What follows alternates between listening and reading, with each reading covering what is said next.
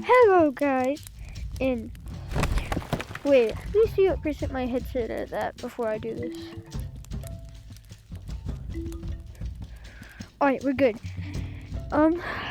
As you can see, I've had a lot of people ask me how I do this. So I'm just gonna do a tutorial. So you're gonna put your controller, like, you know the strap? Yeah, the strap.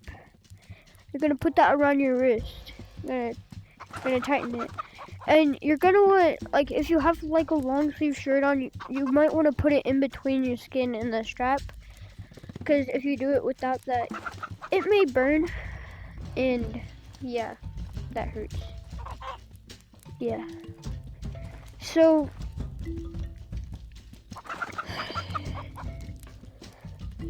oh, those are easy challenges.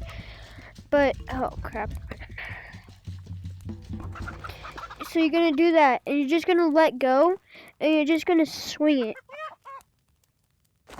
Like really fast. Okay. And also, helps if you want to get somewhere pretty quick.